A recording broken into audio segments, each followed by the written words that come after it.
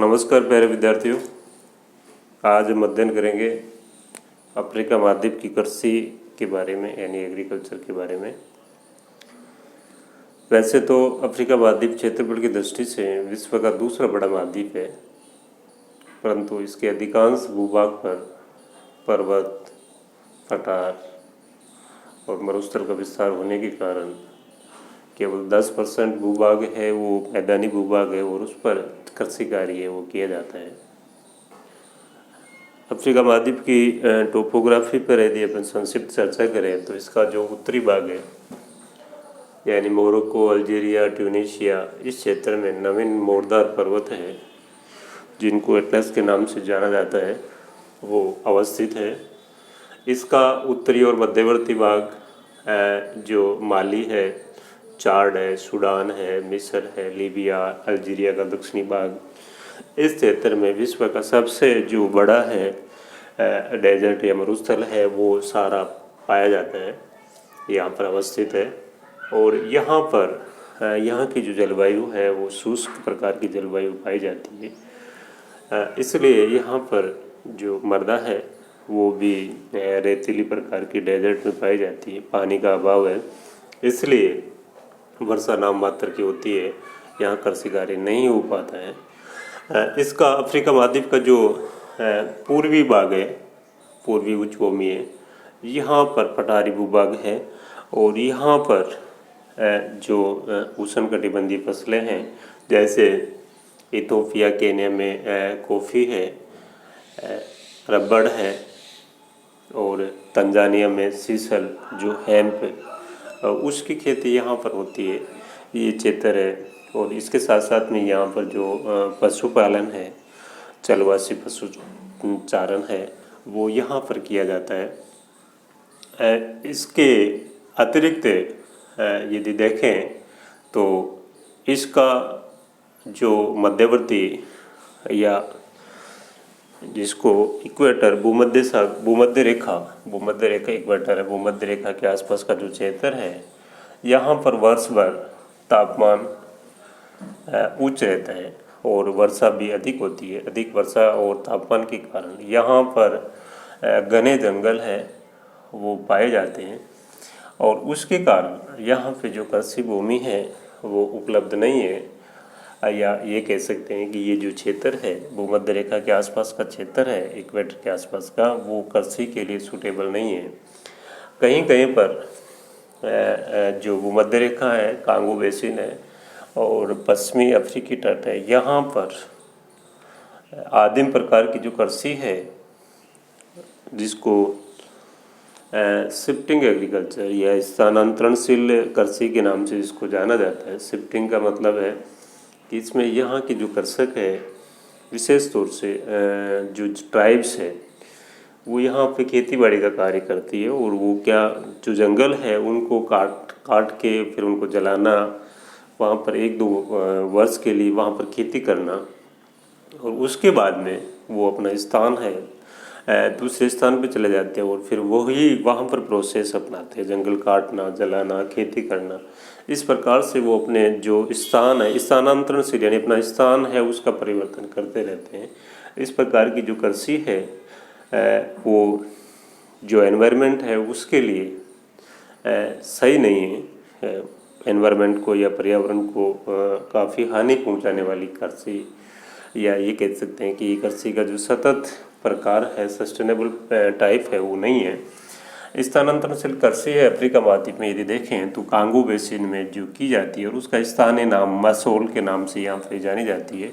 Madagascar में ये TAVI के नाम से इसको स्थानीय नाम है इसका शिफ्टिंग एग्रीकल्चर का। और इसमें विशेष तौर से जो जीवन निर्वाह की फसलें हैं, जैसे मक्का है, रतालू है, कसावा है, ये जो क्रॉप्स है ये यहाँ पर उगाई जाती है।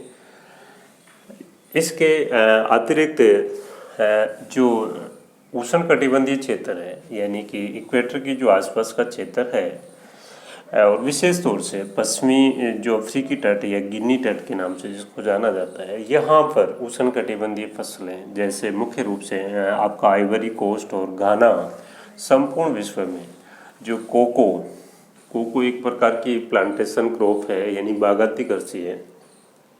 बागायती कृषि का तात्पर्य है कि इसमें जो एक स्पेसिफिक क्रॉप है उसको बड़े बड़े बागान्स में उगाया जाता है। उनमें जो टेक्निक है और पूंजी है उसकी अधिक आवश्यकता होती है, और एक ही प्रकार की क्रॉप है, एक ही प्रकार के पौधे हैं, उनको लार्ज स्केल पे उगाया जाता है। तो कोको है वो आइवरी कोस्ट गाना है, यहाँ पर इसके अतिरिक्त जैसे कॉफ़ी है वो इथोपिया और केन्या, यहाँ पर जो कॉफ़ी है उसका उत्पादन है अफ्रीका महाद्वीप में होता है। और केन्या की जो कॉफ़ी है वो क्वालिटी वाइज है वो अच्छी किस्म की है, वैरायटी की है। इसके अतिरिक्त जो मिलेट्स की यदि बात करें, मिलेट्स में ज्वार है, बाजरा है, रागी है, ये क्रॉप्स फसलें आती है। और मिलेट्स जो नाइजीरिया और नाइजर का जो ये क्षेत्र है, यहाँ पर मिलेट्स विशेष बाजरा, रागी, ज्वार है उसके लिए संपूर्ण विश्व में फेमस है। यहाँ पर एक विशेष फसल है पाम ऑयल है।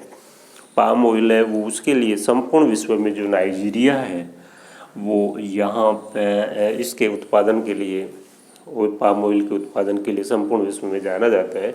जो नाइजर नदी है उसको पाम रिवर के नाम से भी जाना जाता है, क्योंकि पाम का जो ऑयल है उसका जो परिवहन है इस नदी के माध्यम से किया जाता है, इसलिए इसको पाम रिवर के नाम से जाना जाता है। अफ्रीका महाद्वीप का जो उत्तरी भाग है मोरक्को, अल्जीरिया और ट्यूनीशिया, यहाँ पर ये भूमध्य सागरीय जो जलवायु है यहाँ पर क्लाइमेट पाई जाती है। और भूमध्य सागरीय जो जलवायु है उसकी जो मुख्य विशेषता है कि इसमें जो ग्रीष्मकाल है वो शुष्क रहता है, और शीतकाल में जो साइक्लोन्स है, चक्रवात है, उनके माध्यम से यहाँ पर वर्षा होती है। और यहाँ पर विशेष तौर से सिट्रस फ्रूट्स है, नींबू है, अंजीर है, अंगूर है, जैतून है, जो है, जई है, इस प्रकार की जो क्रॉप्स है यहाँ पर फसलें हैं वो उगाई जाती है। और ये अच्छी क्रॉप्स होने के कारण यहाँ पर पॉपुलेशन डेंसिटी है वो भी काफ़ी ज़्यादा पाई जाती है। यदि भूमध्य सागरीय जो क्रॉप्स की बात करें तो क्रॉप्स की बात करें तो ये दक्षिणी अफ्रीका का जो दक्षिण पश्चिमी भाग है यानी केप प्रांत का जो क्षेत्र है यहाँ पर भी भूमध्य सागरीय जलवायु पाई जाती है। और यहाँ पर भी जो अंजीर, अंगूर, जैतून, नींबू, सिट्रस फ्रूट्स, ये जो क्रॉप्स है यहाँ उगाई जाती है और इनकी जो प्रोडक्टिविटी है वो भी अच्छी है। यदि मक्का की बात करें तो दक्षिणी अफ्रीका का जो वेल्ड यानी शीतोष्ण घास के मैदान को दक्षिणी अफ्रीका है उसमें वेल्ड्स के नाम से जाना जाता है। और यहाँ पर विशेष तौर से मक्का है उसकी खेती की जाती है। यहाँ पर नेटाल और ट्रांसवाल का जो क्षेत्र है उसको मक्का त्रिभुज यानी कि मैच ट्रायंगल के नाम से इसको जाना जाता है। इसके अतिरिक्त यहाँ पे तंजानिया के पास में दो आइलैंड्स है, पंबा एवं जंजीबार, ये दोनों द्वीप है वो तंजानिया देश है उससे संबंधित है। और ये संपूर्ण विश्व में लौंग यानी क्लोव है उसके उत्पादन के लिए ये फेमस है। विश्व की 80% लौंग है वो पंबा एवं जंजीबार है, ये द्वीप है, इनमें इसका उत्पादन होता है। इसके अतिरिक्त यहाँ पर इलायची है उसका उत्पादन भी होता है।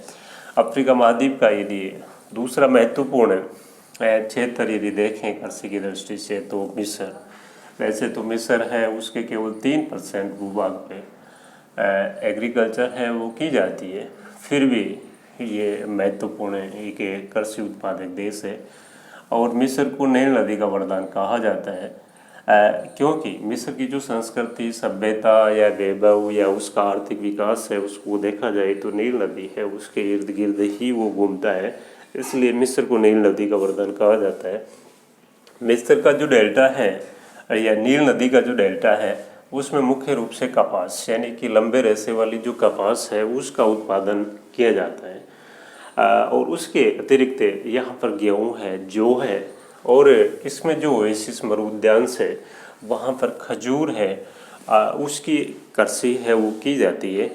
संपूर्ण विश्व में मिस्र है वो खजूर के उत्पादन में पहले स्थान पर है। और यहाँ पर जो मिस्र है उसके जो कृषक है उनको फेला के नाम से जाना जाता है। कई बार आता है। थैला, थैला क्या है, यानी कि मिस्र के जो किसान है, कृषक है मिस्र, उनको थैला के नाम से जाना जाता है या पुकारा जाता है। इस प्रकार से इसका जो गिनी वाला तट है, यहाँ पर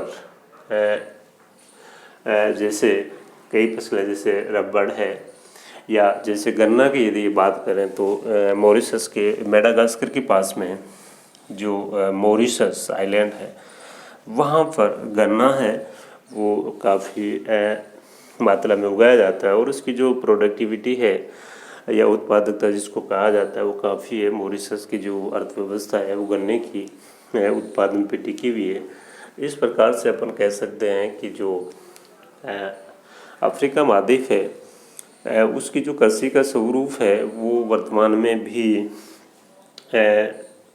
काफ़ी पिछड़ा हुआ है और उसका प्रमुख कारण ये है कि इसका जो अधिकांश क्षेत्र है अभी यहाँ शिक्षा है, पूंजी है, तकनीक है, उसका अभाव पाया जाता है और उसके कारण उसका जो प्रभाव है, इम्पैक्ट है, वो कृषि के क्षेत्र में देखने को मिलता है। और इसलिए कृषि है वो शिफ्टिंग प्रकार की, जीवन निर्वाह प्रकार की कृषि ही अधिकांश क्षेत्रों में की जाती है।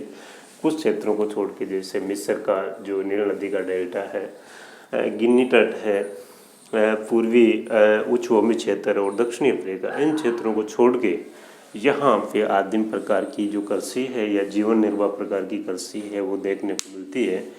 और आने वाले टाइम में ये कॉन्टिनेंट ऑफ फ्यूचर यानी भविष्य का इसको महाद्वीप कहा जाता है। इसमें रिसोर्सेज संसाधन काफ़ी है, परंतु उनका अभी तक है वो सस्टेनेबल उनका या ये सतत जो दोहन होना चाहिए वो अभी तक नहीं हुआ है। और कृषि में भी